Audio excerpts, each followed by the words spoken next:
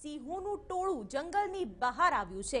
ઉનાળાના આકરા તાપમાં 20 જેટલા સિંહોનું ટોળું જોવા મળ્યું છે। સોશિયલ મીડિયામાં સિંહના ટોળાનો આ વિડીયો પણ વાયરલ થઈ રહ્યો છે।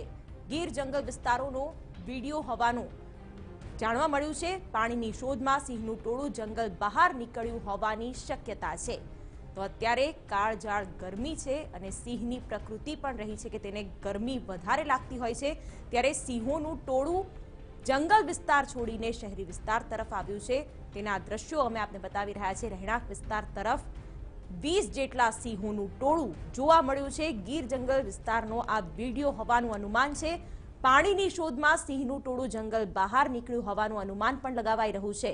મહત્વનું છે કે જંગલની અંદર એવા કુંડ બનાવેલા હોય છે જેમાં સિંહો માટે અને અન્ય વન્ય પ્રાણીઓ માટે પાણીની વ્યવસ્થા કરવામાં આવે છે, પરંતુ ક્યાંક પાણીનો અભાવ જંગલમાં અનુભવાઈ રહ્યો હશે અને તેના કારણે જ આ સિંહો રહેણાંક વિસ્તાર તરફ આવ્યા હોવાની શક્યતાઓ અત્યારે તો સેવાઈ રહી છે।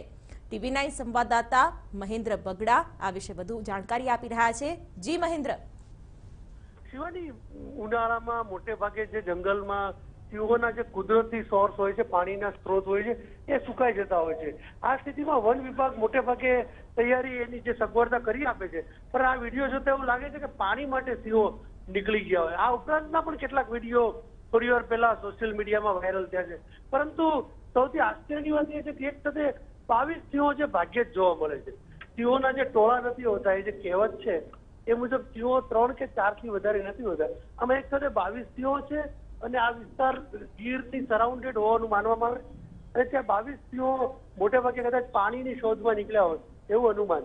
બિલકુલ મહેન્દ્ર, આભાર માહિતી માટે। તો અત્યારે તો એ જ અનુમાન લગાવવામાં આવી રહ્યું છે કે પાણીના કારણે જ અને પાણી મેળવવા માટે આ સિંહો જંગલ વિસ્તાર છોડીને રહેણાંક વિસ્તાર તરફ જઈ રહ્યા છે, પરંતુ જે પ્રાકૃતિક સ્ત્રોતો હોય છે પાણીના તે તો સુકાઈ ગયા છે, પણ વન વિભાગે પાણીની યોગ્ય વ્યવસ્થા કરી છે કે કેમ તે એક સવાલ થઈ રહ્યો છે। જો સિંહો પાણીની શોધમાં જ બહાર નીકળ્યા હોય તો વન્ય વિસ્તારોમાં પાણીનો શું સ્ત્રોત તે પણ સવાલ।